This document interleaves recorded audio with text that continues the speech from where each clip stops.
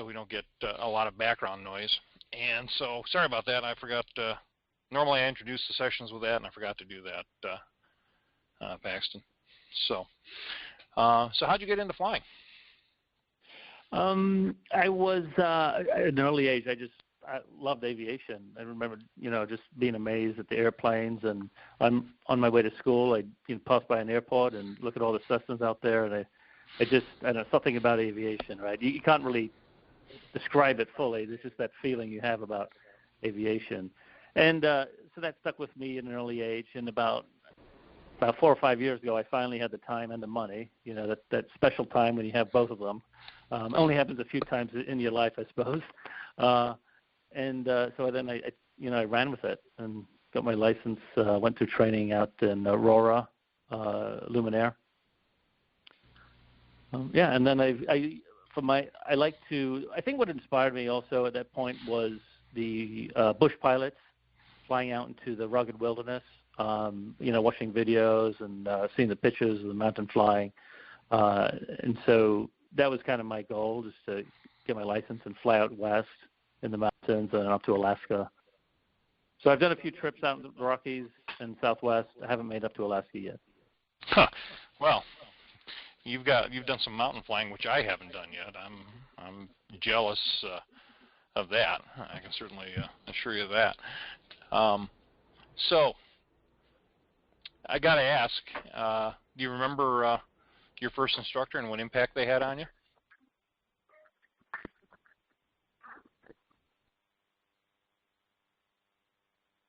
Friend, we go out flying still to this day. We go on long trips here and there, but it was a very calm pilot. I'd be pretty nervous, especially learning how to land. And I just remember, I think one of the things that as a student you appreciate about the CFIs is, and what gets translated is the calmness as they face a situation. So that kind of sets the pace for myself. So, if this guy's calm, then I could be calm and, do what I have to do. That's great. I accidentally cut you off at the beginning of your answer. Did you say your instructor was a friend of yours? Oh yeah, so I met him out there. His name's Mike Stout. Yeah, we became friends. Just through flying together, and we often go out, flying out west or various locations together. Oh, great. So, apparently you got very frustrated with METARs and TAFs. Is that where the idea for your software came from? Yeah, partly. I was actually working on a different project, and I needed to I was trying to represent the flight categories around an LED circle. And one thing led to another, and I thought, being a programmer, I thought, well, why don't I just do this on some type of visual display? And then, I've never developed an app before, but I thought everybody's doing it. I should be able to do it. So I, got started developing in my Apple's iOS platform. Wow, and as I put things together, a lot of ideas came in place, and it was probably, I started that in January 2015, and probably by, a month or two into it, I really realized it was a very unique way of presenting the information. And then I initially was thinking it would be for myself, and then as I kind of was going through it more, and I was showing other pilots, and I got the good feedback, and I decided to bring it to a production level. And it pretty much took me the whole of 2015. I released it in probably mid-December, I believe. Well, this sounds like it was a labor of love, and I don't have any screenshots of it available, or I can put up a couple quickly if you want me to. But are you in a position to be able to show us anything from your end? Yes, I could do a demo of it. Sure. Let me give you control of the screen. Okay. And you should be being asked a question, and you're driving. Okay, you see the screen? Yes, sir, we do. Okay, good. So this is the main interface, and if you know how to read a clock, you're in luck because it's all about time. Because as you talk about weather, you have to talk about time. So real quick, this is the nighttime, and down here is the daytime. You have this sunrise and sunset. The airplane icon is the current time, and it's going to rotate around as the hour hand of a clock would, and this would be a 24-hour clock. We could press this button for a 12 or a 1-hour clock. METARs are in the middle. Simply tap to cycle through the METAR data. And then these are the TAF segments is around here, and these white lines indicate the different TAF segments. Double click, you'll get the TAFs. Also double click the METAR, you get the METAR. These skinny arcs out here are the air segments. So one thing about the polygon map-based charts we've all seen is that they show the area, but they show no time information. You have to drill down into that. So this shows the air segments this airport is in or under with the time length. So and we got go ahead. I was just going to ask, based on what I'm seeing here, this looks like your development tool, and it looks like that's Midway, and that's the current data, correct? That's correct. Yeah, this is live. Very cool. And so we have the outlook here, the icing, turbulent icing, and IFR. And if you click them, we'll have a summary with the altitudes. But so, and then not just flight categories, we could cycle through all the TAF information here. But I want to take you on a flight to see how that's done. That'd be great. Here's the main search. So I could do something like, real quick, I'll do KARR, do 44. This will pull up all the airports within a radius, 44-mile radius, and we could do METAR and TAF or just TAF. But that's just a side note. What I want to show you is a flight from, let's say, KDPA to KPIE, St. Petersburg, DuPage Airport, right outside Chicago here, to St. Petersburg, Florida. Put a D in front of this, and it will pull up all the airports along. There's an algorithm that calculates a boundary of, I think it's, maybe 10 and 15 miles either side of the flight path. We want to replace the existing information, and we're just going to pull up the task for now and hit search.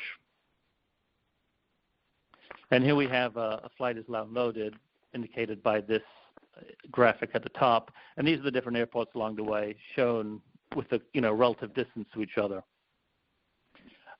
Let's see real quick here.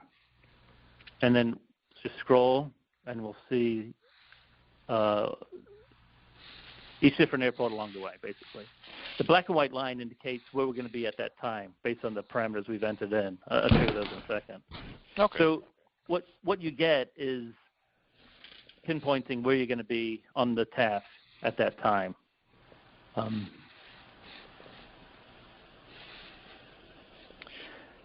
then, if I scroll back here a second. So here we have a tempo. So one of the things that I came across is with the TAFs are the most complicated part of this process. And a lot of times for non-military airports, you just have pretty simple different segments. But here we have a tempo, and they're overlapping. Oftentimes, you'll have a becoming segment. Let's see if I can find one. So this is a becoming segment, marginal VFR becoming VFR.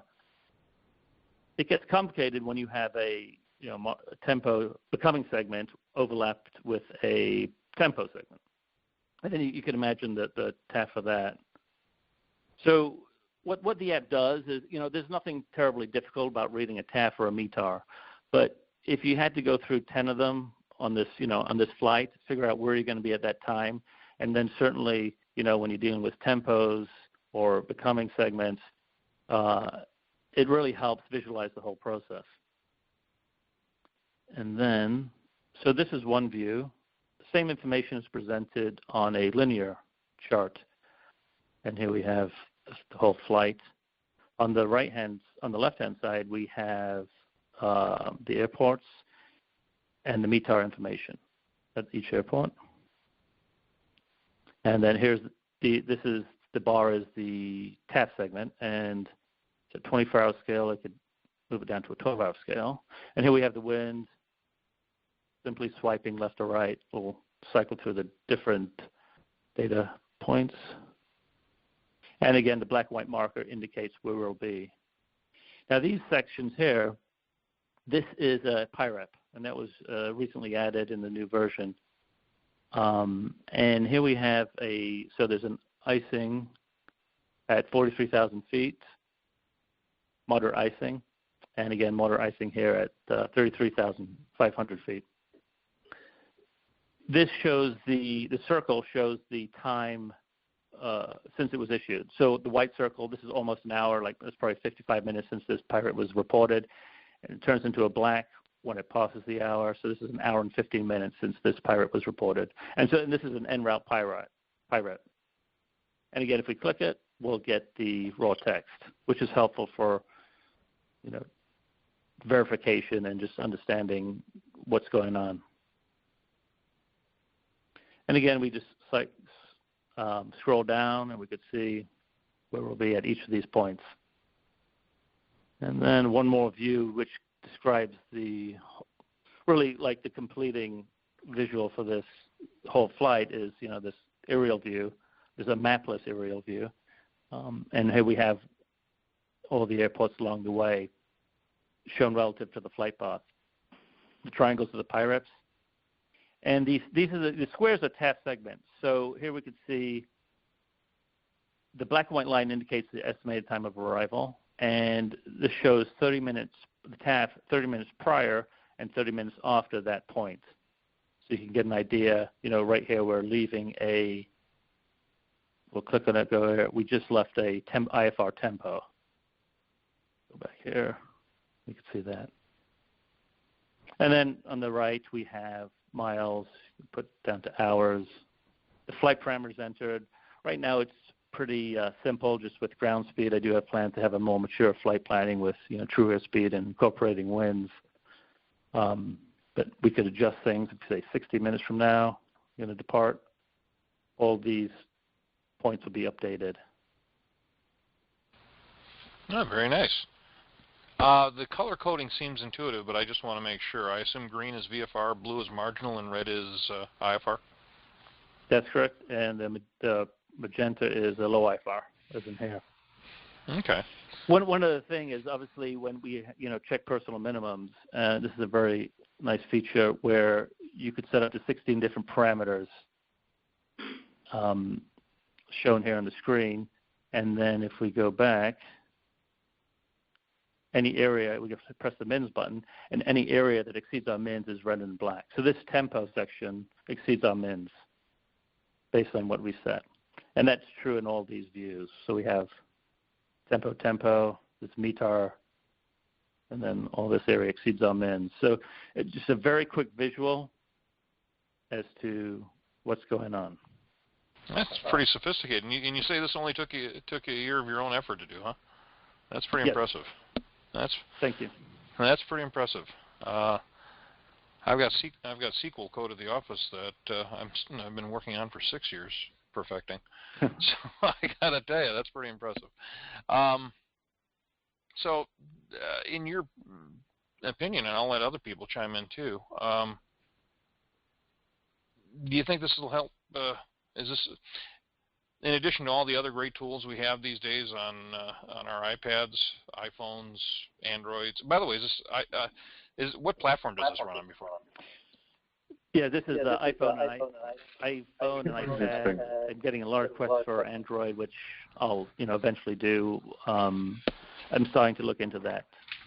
So hopefully by the end of the year I'll have an Android version. Okay, great. But so in your opinion, well, I mean, you wrote it, so I'm sure you've got a strong opinion. How do you think it's going to help pilots become safer along with all the other tools that we have? That's a good question, and it's important to understand the niche, right? This is not a pre-flight briefing, but what it will do is I don't think the underlying goal is, and kind of what I enjoy doing, is communicating information. And I don't think that there's any other tool that can communicate as much pertinent weather information in as much comprehensive weather information as this will. And so the way I fly, I'm not stuck to any type of schedule. I'll look. I know a flight's coming up. I'll check the weather. I could quite easily see, right? So this is a tempo IFR. I might easily push this back. It's very easy for me to plan my whole flight and adjust things within minutes, really. So I don't have to go through each of these tabs. And I think, and I said before, there's nothing, you have to understand the tab. You have to be able to read that and interpret that. But it's a tedious process to convert, Zulu to local, and then which airports and which time zones and all that information. So there's nothing difficult about it, but this app kind of does all that interpretation for you and presents it in a very easy to consume, as I think I've demonstrated. Yeah, I think you have. And did you you mentioned TFRs earlier? Yes, TFRs. Let me show you that. It's funny, I forget to check TFRs, and I also forget to show it too. KDCA. I'm going to add this to the list, and then we'll go to the end. And so that circle here, and this is based on 24-hour clock, and obviously this is the eternal TFR around Ronald Reagan Airport. This is the TFR section. So, if it were coming up, let's say if a TFR was going to start in 6 hours, it would be white in that section up to that point, and then it would begin. Okay, so for example, since you're from Chicago, you'd see that around. You'd see the TFR for Comiskey and Wrigley this time of year showing up. Yeah, I don't know if I pull the data from. So if also we could double click here. So if you double click, you'll get the data. We could follow it through this link on the TFR FAA site. That's where I pulled the data from. I don't know if they have the scheduled games on that or not. Yeah, I'm assuming, and that's probably the blanket TFR, but I know that I know in Omaha we get one for the College World Series, so that's where I started that. But it's okay. a little early for the College World Series yet. So, great. And as you develop, or as this moves forward, are you planning to add any other features, or do you consider this fairly robust at this point, or mature? Or? No, I wouldn't say it's mature. I get good comments and good feedback all the time, and different ideas to implement. And I love optimizing things. So there's different weather reports to incorporate. There's certainly on this. If I go back to this kind of top view, aerial view, I'm going to be introducing, the different weather data on this screen. In addition to radar, it would be easily overlaid on top of this, and the other prognosis charts and that type of thing. Quick watch on okay, that's a webinar on. Sorry, had to mute somebody there. That's pretty impressive, and I got to tell you, it looks. But in addition to a much more mature flight planning, and right now I don't have any fixes in. It's just airports, so I'll add the fixes. Probably by Oshkosh, I'll be putting in all the different fixes and have routing, so you could put an IFR flight plan in there. Very nice. Now I have to do is figure out how to port it from another platform that a pilot might have. Yes. You can imagine the various names that you, and I won't do that here. But anyway, but that is really, really impressive. I think you've done a great job with it, and again, if I can understand it just watching a demo here, I think a good pilot can figure it out pretty quick. So, what's the best way our members can get the app? Because I think we generated some interest here. Yes. So if you could go to the website wx24pilot.com, and then there's a few links to the Apple App Store. But if you look for in the App Store, if you search for WX24Pilot, it'll pull up. There's a free 7-day trial, and then the NAFI members will get a free year. Although that I still have to. There's a process. So, let's say you go to this App Store, you download the app. You have 7 days to play with it. At the end of those 7 days, or during some time, if you go to the subscription page, there's under this Restore Purchase button, there's an Extend Trial button, and if you press that, it's going to request your email, and the NAFI members put your email in there, and you'll get the full year. But don't do that until tomorrow, like end of day tomorrow. I still have to do some back-end coding to give yourself a full year. Okay, well, thanks for that, and I think you're going to see at least 40 hits tomorrow. By sometime tomorrow evening, so you're going to be up late coding. I can tell you that right now. I know Rick Todd, one of our board members, is there with you. Yes.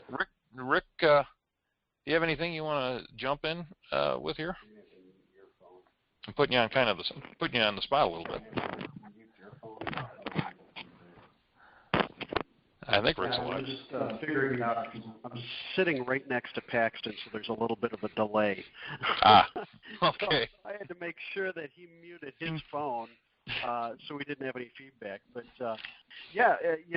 I met Paxton down at Mod Arrow in Texas this past, couple months ago now, or last month, actually. And, this app was just so easy to use, and visually it gives you so much information. It just drew me to it. So when we struck up this conversation, and I really thought that this would really help our members.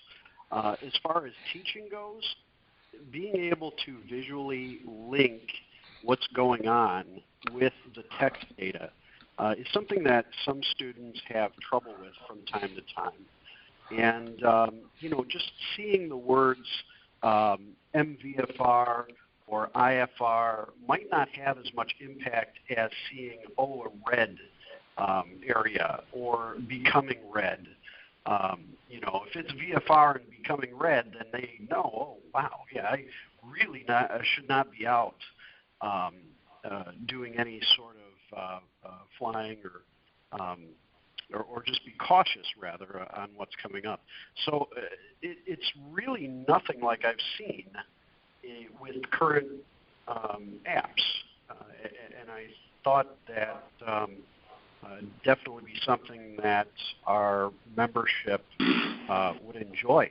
So with that being said, definitely we'd like to know what everybody thinks of it. And like Paxton said, definitely download it, get that 7-day trial while we iron out all of the other details. And once that trial is over, then you'll be able to, just by being an active NAFI member, get this software for free. And of course, the hopes is that you will share this with other people. Definitely go to his Facebook page, and I believe we did tag it off of our Facebook page for National Association of Flight Instructors, and share it because this is really powerful software, and it's something that is outside of our normal aviation tools. So it just caught me. So. So I'll hand it over to you. Well, I think you brought back a winner here. Again, if I can see it and understand it, and I've never seen it, I'm going to be straight up with everybody. I have not had a chance to look at this until 25 minutes ago, and I already understand the data and what's presented. Paxton, I have to ask this. Yes. In the Omaha area, I deal, whenever I get a weather briefing, I have to deal with both the chaffs from both Omaha and the Omaha Epley, and also with Offutt Air Force Base. And you're able to interpret the military TAFs with QNHs and all that other good stuff, right? Yeah, I also, actually for the military reports, I have also interpret ice and turbulence in the TAFs. Okay. So here, let's pull up 44 miles around Omaha and see what we pull up with. So Yeah, Omaha, and here's the Air Force Base. Okay. Winds. Yeah, you can tell it's kind of a marginal. I'm surprised it's marginal. I had to run between the raindrops to get to the apartment tonight. Yes. So Yeah, it's going to be a good. By the way, it's going to be a good week for IFR training in Omaha. If anybody wants to come this way, just watch the thunderstorms. So okay, so you obviously deal with the military. So for the folks and the reason I ask that is obviously people near the larger bases, Offutt, down in Florida, it seems like every 5 miles there's a military base in Florida, and so on. And the TAFs are different enough for a student pilot. Explaining them is a little difficult, so I see you handle that with no problem. Yeah, the military, of course, they've come to understand a little more intricate. They typically have like here becoming segments with overlapping tempo segments, so they are more involved. Okay. Well, I'm going to open it up to the membership or the folks here. We got about 40 people listening in tonight. If anybody has a question, some of the mics are muted because of background noise. I can unmute them, or if you find yourself muted or and unable to ask a question, you can always use the chat. If anybody has any questions or thoughts about this, feel free to jump in. Well, I guess while that I could point out a few other things. Sure. In the TAF data here, we have the cloud layers. So as that few at 700, overcast at 1500, broken at 1000. So if you tap on it, they turn yellow and you just get the ceilings. So that's nice for IFR planning. I don't like to go below 400 for a ceiling. I don't want messing around with alternates, so that's a nice quick visual. And then the weather conditions. So I have icons that represent anything. So the dashed circle is vicinity, and it's the weather conditions in the TAFs are fairly complex, and representing them was kind of a fun challenge. But in order to facilitate somebody adopting the software, if you just again tap on that area, they'll get the code from the TAF, and that helps students obviously understand what's going on. In addition, we could do the same thing with the winds. So here's variable at 6. Variable at 6.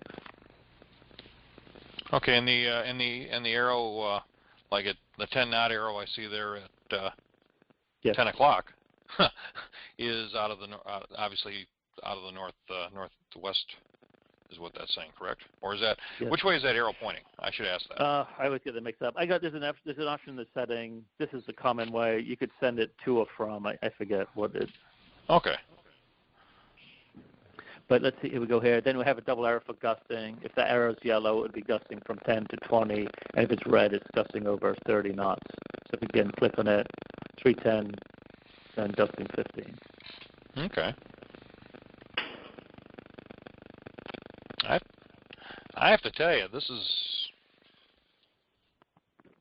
looks like a fun toy. As I said, I haven't seen this until 31 minutes ago, and it's going to get put on the phone. Are you going to do an iPad version by chance, since we talked versions? It will work on the iPad. I get a few requests for having a landscape in the iPad, which is a little more tricky, but I'm looking at that too. With the iPad, you obviously have more real estate, so there's probably I could lay things out a little bit better. What I will be having too is a web version. So I have most of the work within probably 2 weeks. I'll be releasing the circle graphic on the web. So basically everything you see there. Okay. Wow. All right. Well, I don't see anybody's got any questions. You've done a thorough job demonstrating this, and one of the things that I could talk about the time. This is interesting. let me go back to here's my history. I could pull up this, replace. Obviously, time is a big deal for aviation and flight planning, and I have these arrows represent the different task segments, and the hour represents them. Right now it's in offset mode. That means how many hours from now. So this is our current time here. Okay. This is 0 hours from now, 4 hours from now, 8 hours from now. Click it once, we get local time. So these are the, obviously 0 would be midnight, 4 a.m., 7 a.m., and then Zulu. Okay. There we go. So just another thing, just to help aid in the understanding of how time works in Zulu to local. The nice thing about that is, so here we're in DuPage in Central Time Zone. The next one over here, we're in the Eastern Time Zone. I was just going to ask how you handled that. Okay. I got it covered. And then again at the top, we have the 3 times. This is the first time is the time the device is in, and we're in, just out of Chicago in the Central Time Zone. This is the airport time, so DuPage is right by me. Again, 19. We go here. It changes to Eastern Time Zone. And then, of course, Zulu is up there, too, at the top. Okay. Well, you anticipated the question I was going to ask about local time zones in the app. And then on here, this is the flight path. As we scroll through, we could see the time change and this is the estimated time of arrival in Zulu mode, offset mode, which is hours, how many hours from now. So 3 hours and 10 minutes, we're going to be at a point perpendicular to this airport. Like this airport isn't exactly on the flight path, but I kind of normalized it for this presentation. Mm-hmm. Local in it'll be Eastern Time Zone is then, and then again back to Zulu. I'm going to jump in here for a second. John Pope asked, does this work in the iPad portrait yes. mode? Yeah, so right now it will work in portrait mode in both iPhone and iPad. Okay.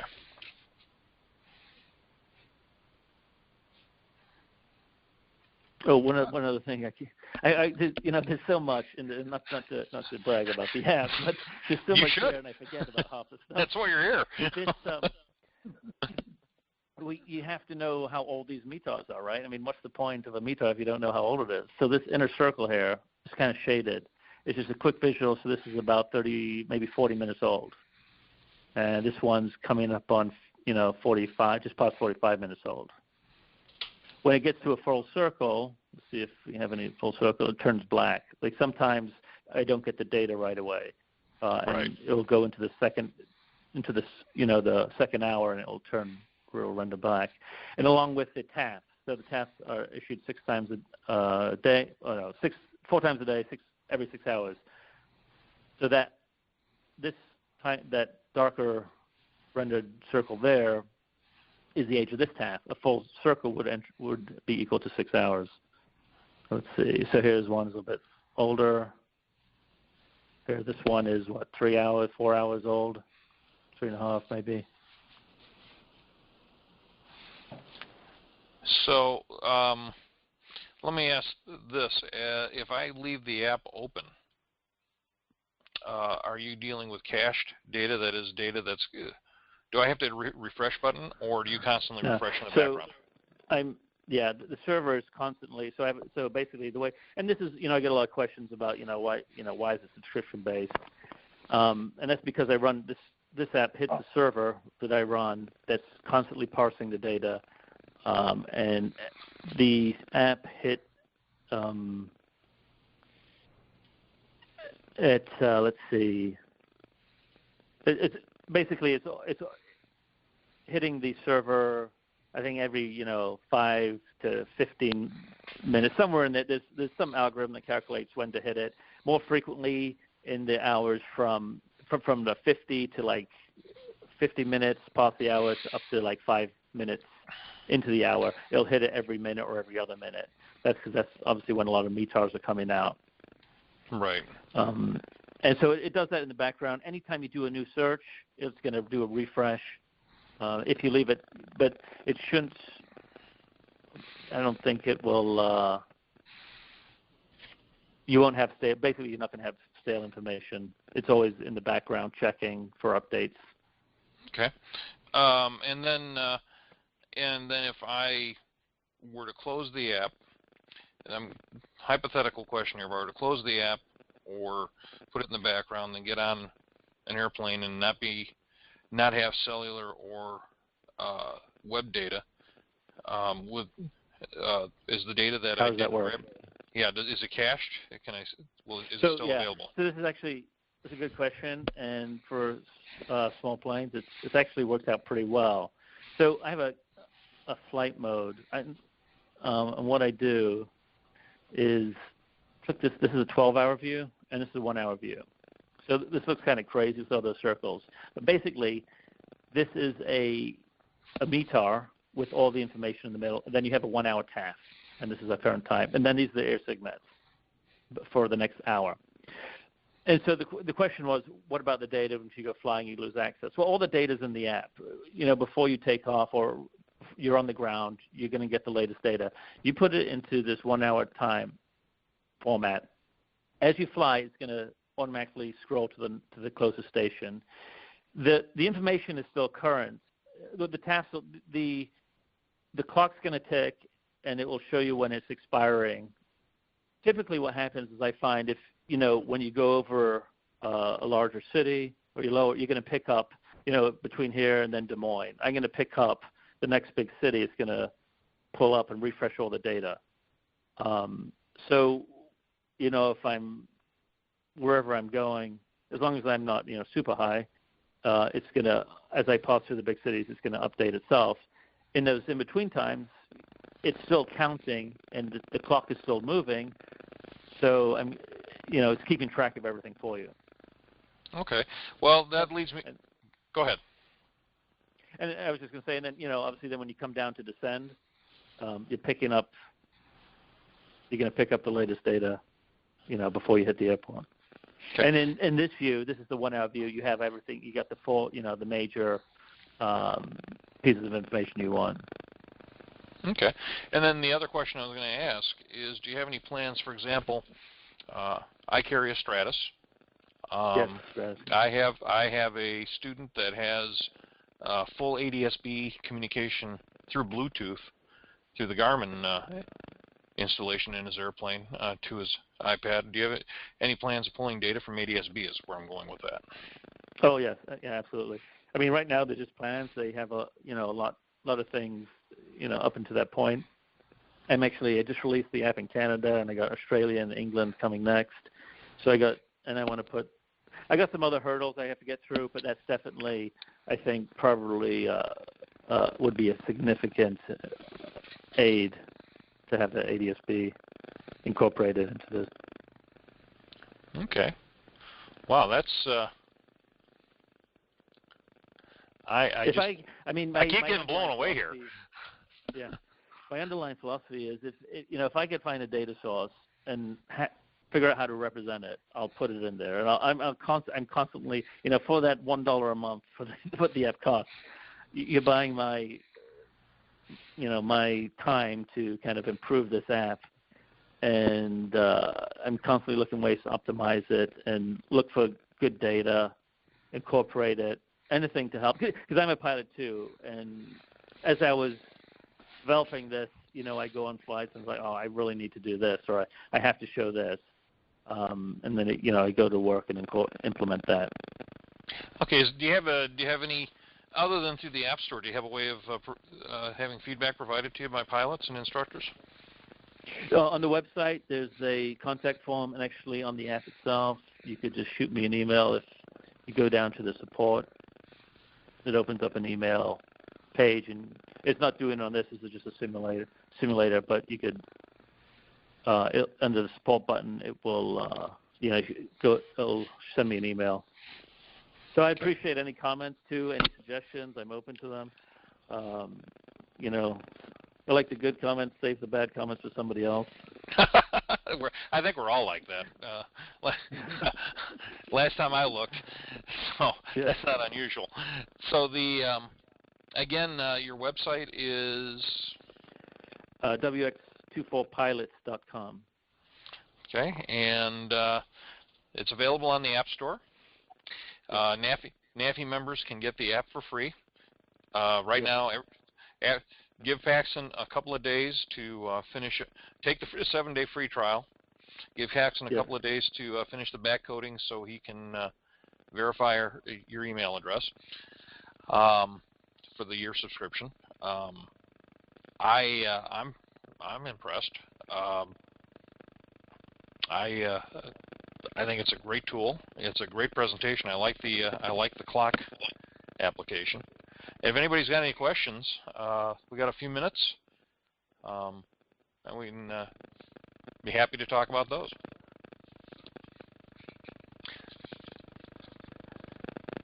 Paxton, I think you overwhelmed them. It's rare. Normally people jump right in and ask 10,000 questions. And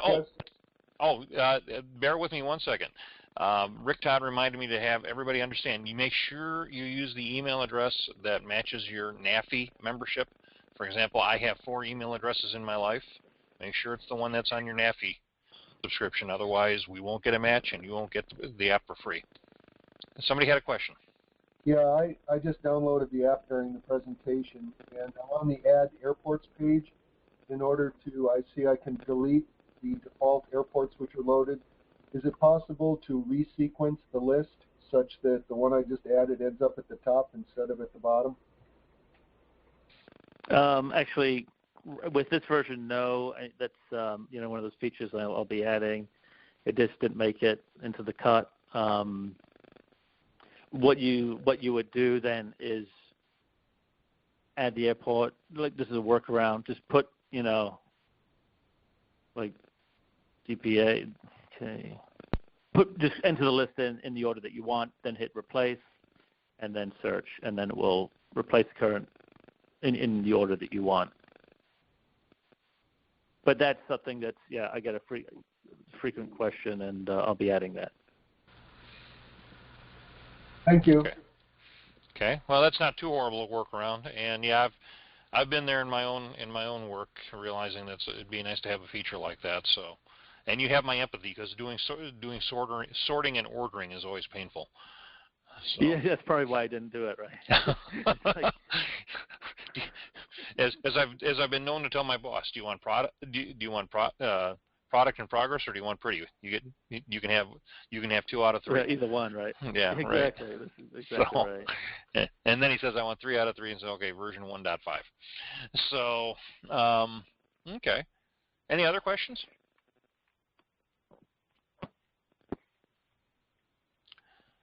Well, Paxton, I really, as I say, this is unless you got something else to show, you've done a very thorough job here. This is one of the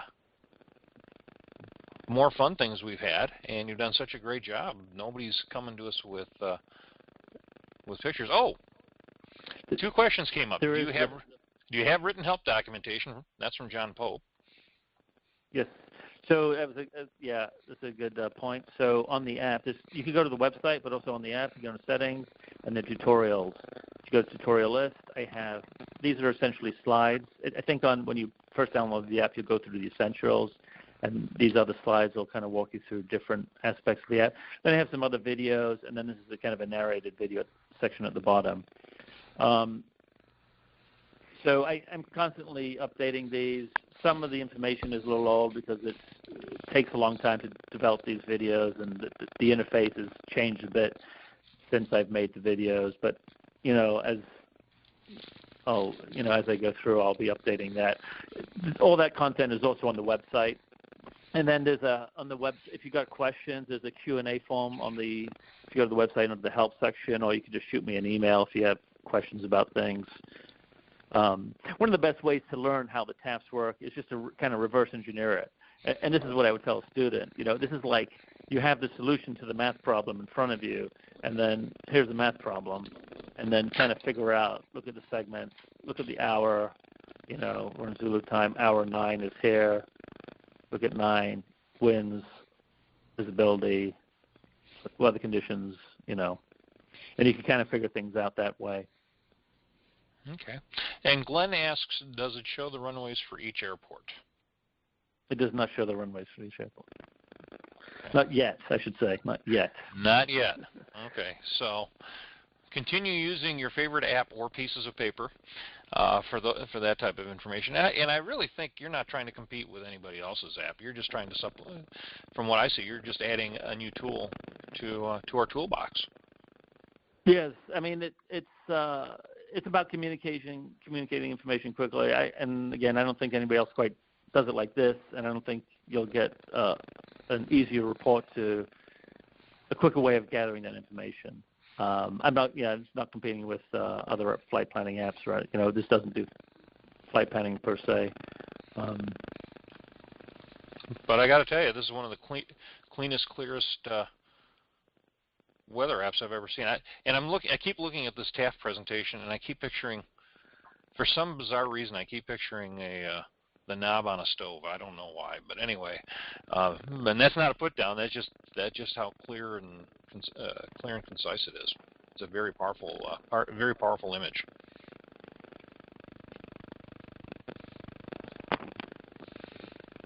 So, with that, Paxton, I really want to say thank you one more time. It's WBX24 Pilot. WX24pilot.com. Yeah, sorry about that. WX24pilot.com. The app's on the App Store. Everybody go out and try it, play with it, and provide Paxton with the feedback he's looking for, and show it to your students. And I think this is a winner. Very nice. I'm glad we had you on tonight. Thank you for your time. Yes, thanks. I appreciate the opportunity, and it was a pleasure. Great. With that, we'll be having our next webinar, Rick, I believe, and I'm putting you on the spot, Rick, so grab the phone.